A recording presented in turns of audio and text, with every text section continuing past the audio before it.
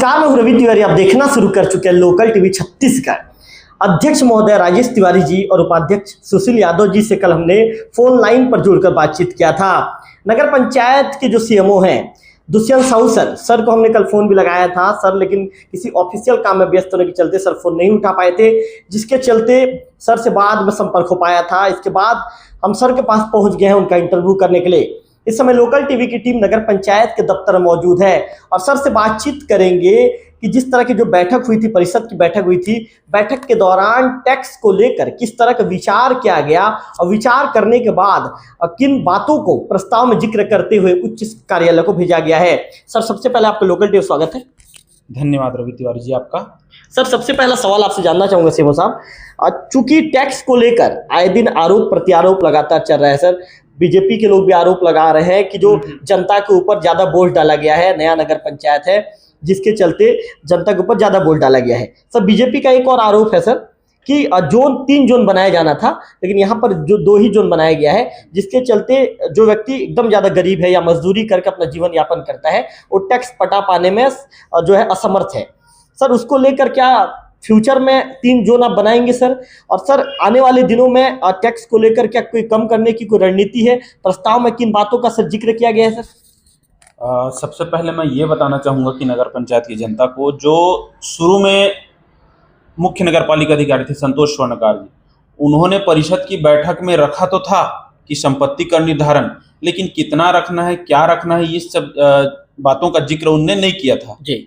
तो हम लोगों ने इस सब चीज का जिक्र किया और शुरू में रखे। तो सबसे पहला आता ही जोन बनाने में जी। तो नगर पालिका अधिनियम 1961 के तहत ये कहा गया है कि 2 ही जोन मेन होना चाहिए। एक तो मुख्य मार्ग जो है हमारा रायपुर रोड और इधर उड़ीसा रोड जी, और इधर मुख्य मार्ग, ठीक है। मुख्य मार्ग को छोड़ के जोन नंबर 2 ये लिया जाता है, तो इस आधार पर लिया जाता है उसको। और रही बात जो गरीब वर्ग की आप बोल रहे हो ना, उसमें स्पष्ट जो प्रकाशन हुआ था उसमें लिखा गया था कि 500 स्क्वायर फीट से जिसका कम होगा, कम मकान ना, तो टैक्स फ्री होगा वो जी। अभी भी उसको हम फॉलो कर रहे हैं, तो कहीं ना कहीं टैक्स फ्री है वो जी ना।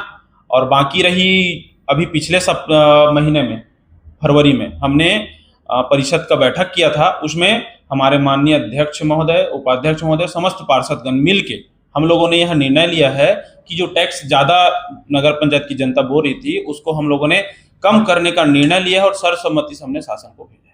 सर, कल अध्यक्ष महोदय ने यह भी बताया लोकल टीवी से बातचीत के दौरान कि उस टैक्स को जितना भी ले रहे हैं, जैसे किसी व्यक्ति का 35,000 रुपये आया है तो 50% करने के लिए हमने शासन को प्रस्ताव भेजा है। 35,000 वाला व्यक्ति सीधा 17,500 पटाएगा, तो ऐसा कुछ है क्या सर प्रावधान में? ऐसा देखिए प्रावधान में है कि हम देखिए नगर पंचायत का मेन बॉडी होता है नगर पालिका परिषद, जो बैठक होता है वो बॉडी होता है। अगर उस बैठक में कुछ भी चीज का निर्णय लेते हैं और उस निर्णय को हम राज्य शासन को भेजेंगे तो मानने के लिए राज्य शासन जो है वहां पे मान्य करेगी जी। और जो निर्णय हुआ था उसको भी भेजे थे हम शुरू में और इसको भी हम भेजे। साहब, एक सवाल आपसे ये भी है, बीजेपी नेताओं का ये भी आरोप है कि अन्य जो नगरीय निकाय है वहाँ पे 6%, 7%, 8% की दर पे जब से नगरीय निकाय का गठन हुआ है तब से लिया जा रहा है। आरोप ये भी है साहब कि जब यहाँ पर देवभोग में जब नगर पंचायत बना, चूंकि आप दूसरे सीएमओ है सर, आपसे पहले संतोष स्वर्णकार जी थे, तो साहब आपको लगता है क्या कि स्वर्णकार जी ने जो रेट नहीं डाला था वहाँ पे कि कितना % के हिसाब से हमको टैक्स लेना है, उसके चलते कहीं ना कहीं इस तरह की दिक्कतें हुई और इसके चलते जो चीजें जो प्लेटफॉर्म में आनी थी वो चीजें बिगड़ गई, आपको लगता है सर? हाँ, ऐसा लगता है। अगर मेरे आने से पहले अगर इस सब चीजों का निर्धारण अगर स्वर्णकार जी जो पूर्व सीएम है वो कर चुके होते तो ऐसा समस्या नहीं आता, इस समस्याओं का निराकरण पहले से ही हो जाता। तो कहीं ना कहीं हम नगर पंचायत थोड़ा सा पीछे चल रहा है जी। अन्य जैसे कोपरा का ले लो, वो आगे बढ़ गया, हमसे बहुत आगे बढ़ गया है कोपरा, और वहां भी ऐसा टैक्स निर्धारण किया गया था लेकिन बाद में उसको कम किया गया है। तो वही है कि सब ठीक रहे, ऐसा है। हाँ साहब, सर चूंकि एक बार तो आप लोगों ने जो टैक्स ले लिया है, अभी वित्तीय वर्ष अप्रैल के बाद फिर नया वित्तीय वर्ष चालू हो जाएगा, तो साहब जैसे अध्यक्ष महोदय कल बता रहे थे कि 100% में अभी मात्र 30% लोगों ने ही टैक्स पटाया है, 70% लोग अभी भी बचे हुए हैं। तो सर लोगों को ये उम्मीद है सर, अभी भी लोगों की निगाहें टिकी हुई है, बार बार खबरें आती है, आप लोगों का बयान जारी होता है, तो लोगों की उम्मीदें हैं सर कि हमारा टैक्स कम हो जाएगा जिसके बाद हम पटाएंगे। तो सर ऐसे लोगों के लिए दुष्यंत साहू सर का क्या संदेश रहने वाला है? मेरा संदेश यही रहने वाला है कि देखिए कर निर्धारण जो प्रकाशन करते हैं हम एक वित्तीय वर्ष के लिए होता है, वो जैसे 2025-26 के लिए हमने प्रकाशन किया है, तो 2025-26 में उनको जो है टैक्स पटाना पड़ेगा जी ना।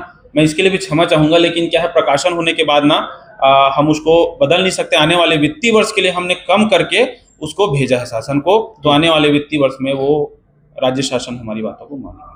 सर कहीं ऐसा तो नहीं होगा साहू सर कि शासन स्तर पे ये कह दिया जाएगा आप लोग को कि भाई आप लोगों ने तो एक बार टैक्स वसूल कर लिया है, अब इसको कंटिन्यू रखिए, ऐसा तो नहीं हो जाएगा? नहीं, वैसा नहीं बोलते हैं, वैसा कभी नहीं बोलेगी शासन। वो हमारी जो हमारे परिषद के निर्णयों पर विचार करेंगे, विमर्श करेंगे, उसके बाद वो सही निर्णय लेंगे। साहू सर एक आपकी पार्षद है वार्ड नंबर 9 की, अब प्रतिमा सोनी, उनका ये आरोप है सर वार्ड नंबर 8 की, वाह सर माफी चाहूंगा, वार्ड नंबर 8 की है सर। उनका ये आरोप है सर कि वृद्धा पेंशन या विधवा पेंशन के लिए कई ऐसे हितग्राही हैं जो चाहते हैं कि उनको लाभ मिले, लेकिन आज साल भर बीत जाने के बाद भी उनको लाभ नहीं मिल पा रहा है। सर कहाँ पे ऐसा प्रोसेस है सर अटक रहा है? क्योंकि कल कलेक्टर साहब को भी उन्होंने आवेदन किया है और उस पर कार्रवाई की मांग कर रहे हैं। तो साहू सर अब कलेक्टर को जब आवेदन कर दिया गया है तो आप क्या कदम उठाएंगे और उसके लिए क्या प्रक्रिया है सर, लोकल टीवी के दर्शक जानना चाहेंगे।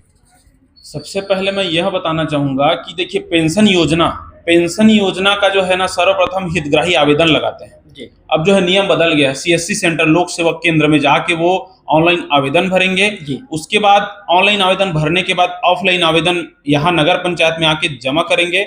उसका हम जो है निरीक्षण करेंगे कि कोई व्यक्ति डाल दिया है तो उसका निरीक्षण करेंगे, अपात्र पाया जाएगा तो अपात्र करेंगे, पात्र पाया जाएगा तो हम स्वीकृत करके शासन को भेजेंगे, फिर वहां से उनका पेंशन मिलना चालू होगा। अभी तक एक भी आवेदन नहीं आया है। सर कभी आपको वार्ड पार्षद ने बताया था क्या सर ऐसा मामला है करके? ऐसा मामला है करके बोला था, लेकिन मैं बोला था ना कि वही आवेदन करके, आवेदन तो आया ही नहीं। आवेदन जरूरी है, आवेदन जरूरी है जी। तो मैं नगर पंचायत के समस्त जो नागरिकों से अपील करता हूं कि जिनको भी पेंशन के हितग्राही हैं, पात्र है, वो जो है ऑनलाइन आवेदन करके यहाँ जमा करे।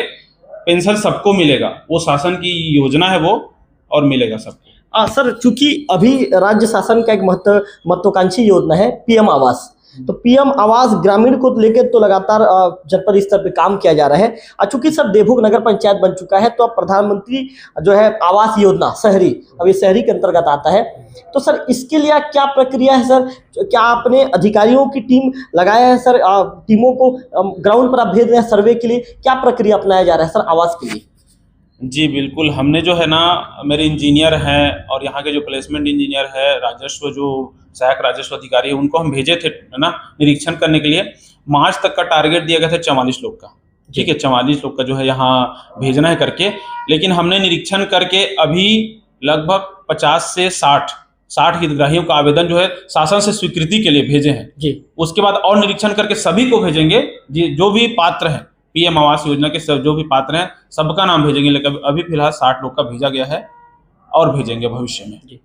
सर चूंकि एक सवाल आपसे भी पूछना चाहूंगा, कई बार देखने में आ रहा है CMO साहब कि लोग पंचायत के ढर्रे पर चल रहे हैं। सर मेरा सवाल सुनिए आप, पहले लोग क्या करते थे सर, भवन बना लेते थे, उन्हें पता रहता भाई टैक्स पटाएं या ना पटाएं, किसी भी तरह का लोगों को फर्क नहीं पड़ता था। अभी भी देखने आ रहा है सर कई बड़ी बिल्डिंगें तान दी जा रही है सड़क के किनारे किनारे।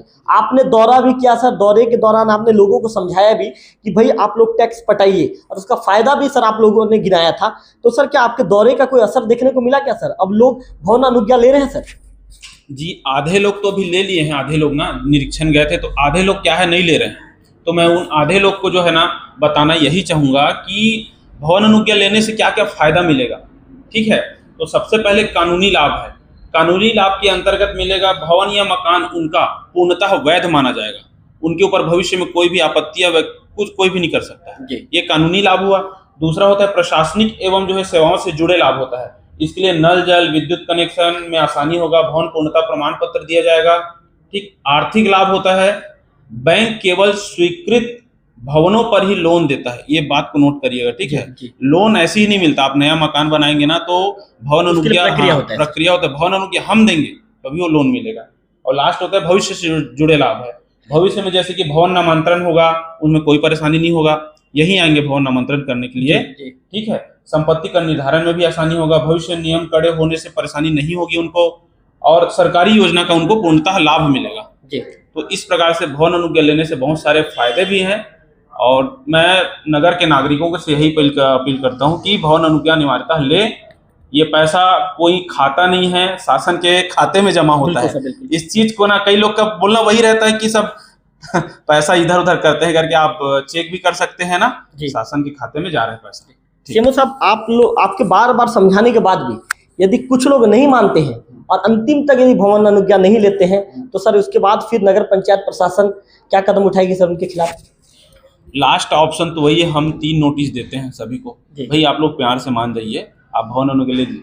अगर नहीं लेते हैं तो लास्ट अतिक्रमण का ऑप्शन है।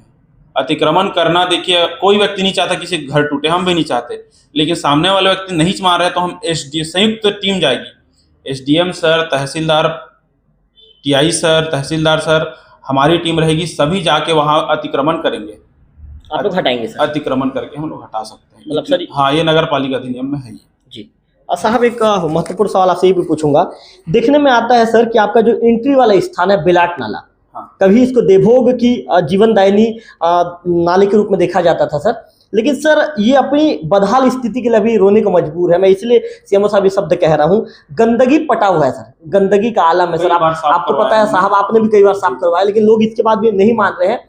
और सर अपने घर का जो कूड़ा कचरा होता है या गंदगी होता है, मलबा होता है घरों का, वहाँ डाल दिया जाता है। आज अध्यक्ष महोदय, उपाध्यक्ष महोदय ने दौरा भी किया है साहब, इसके लिए कोई दिशा निर्देश जारी करेंगे क्या कि जो लोग नहीं मान रहे हैं, बार बार वहाँ पर गंदगी डाल रहे हैं?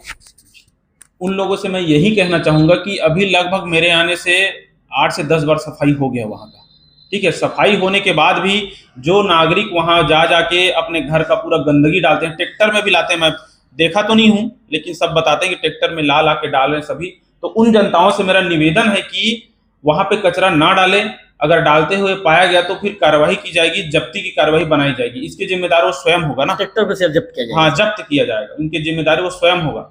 तो इसलिए अनुरोध है कि कचरा वहां ना फेंके। पानी की समस्या बहुत बड़ी है अभी जी। नगर पंचायत देवभोग में, तो पानी को साफ रखे ना और कचरा ना डाले।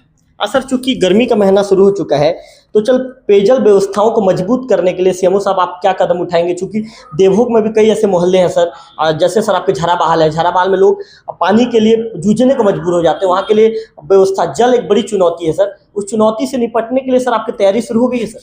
जी, हमारी तैयारी जो है इन समस्याओं से जूझने के लिए तैयारी हो गई है, और लगभग आने वाले सप्ताह में हमारा सबसे बड़ा जो है टैंकर हथियार है। पानी की समस्या तो तुरंत वहाँ पानी पहुँचाने के लिए हमारा टैंकर जो है नगर पंचायत का टैंकर आने वाला है, आ जाएगा।